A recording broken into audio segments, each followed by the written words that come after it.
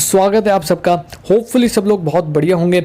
और इस टाइम पर ट्रांसफ़र मार्केट में आईएसएल की सभी टीम्स काफ़ी ज़्यादा एक्टिव नज़र आ रही है और ट्रांसफ़र मार्केट में काफ़ी ज़्यादा हलचल हो रखी है।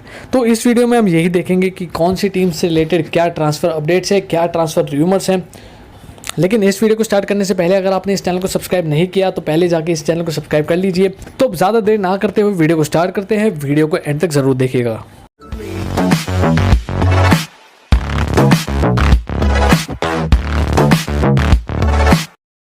सबसे पहले बात करते हैं मुंबई सिटी एफसी की, जिन्होंने एक साथ अपने 6 प्लेयर्स को रिलीज़ कर दिया है और इन सभी 6 प्लेयर्स का कॉन्ट्रैक्ट 31 मई को एंड हो चुका है। और जो प्लेयर्स रिलीज़ हुए हैं उसमें से हैं फॉरवर्ड्स हैं इगोर एंगुलो और डिएगो मॉरिसियो, मिडफील्डर्स हैं कैसियो गैब्रियल और इनमैन ब्रैडमैन, और डिफेंडर मोहम्मद राकिब और गोलकीपर विक्रम सिंह। अब अपने 4 फॉरेन प्लेयर्स को रिलीज़ कर ये तो साफ दिख रहा है कि मुंबई सिटी एफसी अपने कैंप में फ्रेश फेसेस लाना चाहती है। और इनके पिछले 2 सीजन्स की स्ट्रैटेजी भी देख लें तो उससे भी यही दिखता है कि ये आईएसएल के बेस्ट प्लेयर्स को टारगेट करती है। मतलब जो भी प्लेयर पिछले सीजन में बहुत बढ़िया खेला होगा तो मुंबई सिटी को वो प्लेयर अगले साल अपने कैंप में चाहिए। और इनकी इस सीजन की साइनिंग देखें तो एटीके मोहन बगान से डेविड विलियम्स को ये ऑलरेडी साइन कर चुके हैं। जमशेदपुर एफसी से ग्रेग स्टेवर्ट की साइनिंग कंफर्म हो चुकी है। एफसी गोवा से नोगेरा को ये साइन कर चुके हैं और ये भी कंफर्म हो चुका है। और इनके पास इसके अलावा जाहू और फॉल तो है ही। और अभी भी मुंबई सिटी एफसी के पास एक और स्पॉट है फॉरेन प्लेयर को साइन करने के लिए।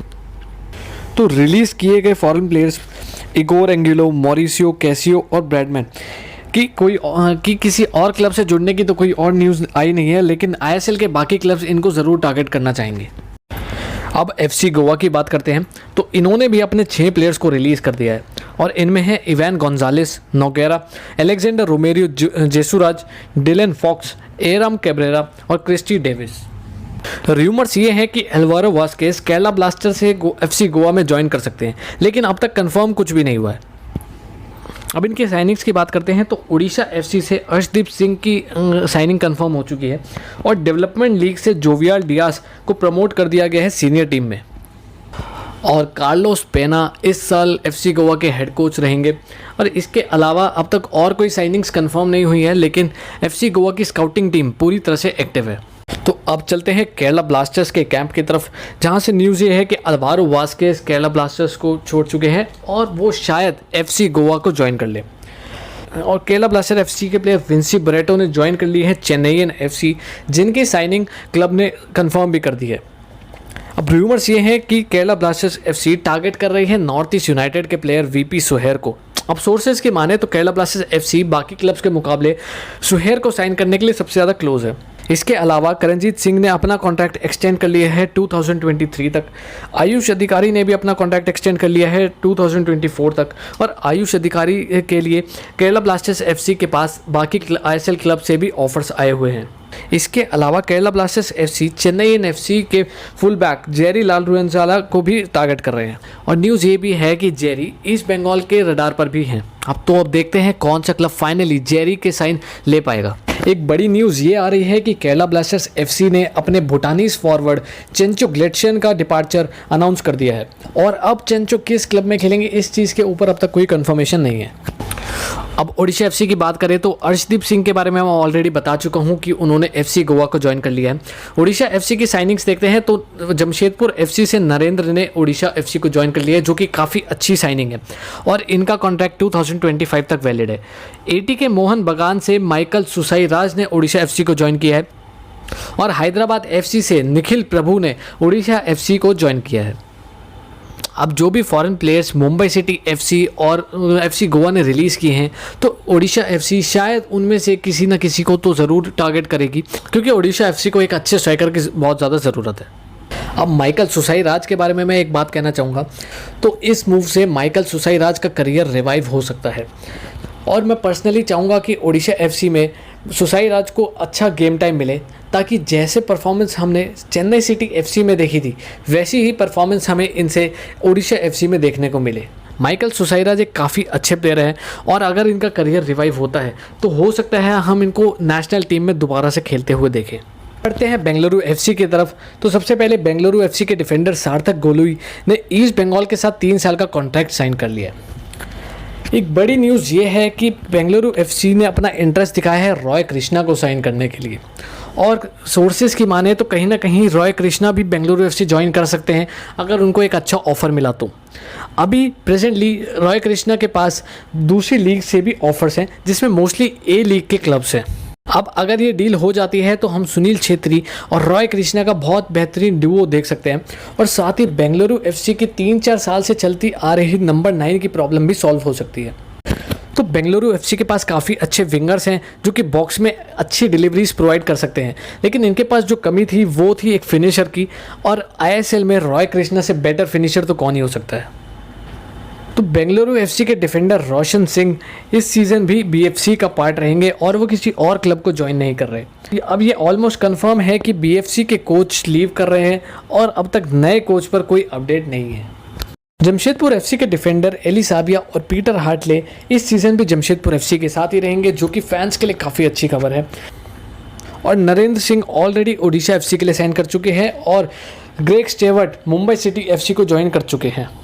अभी तक जमशेदपुर एफसी ढंग से मार्केट में उतरी नहीं है और इनसे रिलेटेड ज़्यादा कुछ ट्रांसफ़र रूमर्स भी नज़र नहीं आ रही, लेकिन अगले सीज़न जमशेदपुर एफसी को चैंपियंस लीग खेलनी है तो इनको अपनी टीम उसी अकॉर्डिंग डेवलप करनी चाहिए।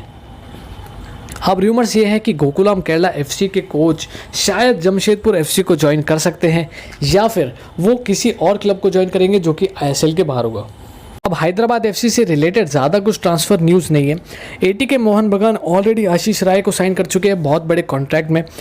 इसके अलावा रूमर्स ये हैं कि East Bengal FC Hyderabad FC के डिफेंडर शौविक चक्रवर्ती को टारगेट कर सकती है। ईस्ट बंगाल एफसी की तरफ जहाँ पर सिर्फ अब तक एक साइनिंग कंफर्म हुई है वो है बेंगलुरु एफसी से सार्थक गोलुई। अब कुछ टाइम पहले से East Bengal FC Ivan Gonzalez के साथ टच में है, लेकिन दोनों के बीच अब तक कुछ भी फाइनलाइज नहीं हो पा रहा है। अब पता नहीं ये डील किस तरफ जाएगी। वैसे देखें तो ईस्ट बंगाल एफसी इस बार थोड़े अच्छे हाथ पैर मारने की कोशिश कर रही है, पिछले सीजन की तरह नहीं जहां पर उन्होंने 3 से 4 दिन में एक टीम तैयार कर दी थी और जिसके रिजल्ट्स तो सबको आईएसएल में दिख ही गए थे। अब ईस्ट बंगाल एफसी के ओनर्स और इनके पोटेंशियल इन्वेस्टर इमामी ग्रुप के बीच में मीटिंग्स चल रही हैं। अब आगे आने वाले टाइम में ये देखना काफ़ी ज़्यादा इंटरेस्टिंग रहेगा कि इस मीटिंग का क्या नतीजा निकलेगा। तो अब चेन्नई एफसी की बात करते हैं तो विंसी बरेटो की साइनिंग ऑलरेडी कंफर्म हो चुकी है, और इसके अलावा संतोष ट्रॉफी की टीम बंगाल के प्लेयर सज्जल बैग और बंगाल टीम के कैप्टन मंतोष चकलादार की साइनिंग भी ऑलमोस्ट डन है, सिर्फ कंफर्मेशन बाकी है। इसके अलावा चेन्नई एफसी ने ईस्ट बंगाल के डिफेंडर हीरा मोंडाल को एक अच्छा खासा ऑफर दिया है जो कि ईस्ट बंगाल से भी ज़्यादा है। हीरा मोंडाल जिन्होंने पिछले साल सबको बहुत ज़्यादा इम्प्रेस किया था, वो चेन्नई एफसी के लिए काफ़ी अच्छी साइनिंग हो सकते हैं। न्यूज़ ये भी है कि केरला यूनाइटेड के 22 ईयर ओल्ड विंगर जैसिन टीके और राजस्थान यूनाइटेड के 23 ईयर ओल्ड डिफेंडर गुरुमुख सिंह चेन्नई एफसी ज्वाइन कर सकते हैं। हालांकि ये सिर्फ रूमर्स है, लेकिन इनको हम पॉसिबल साइनिंग्स के रूप में देख सकते हैं।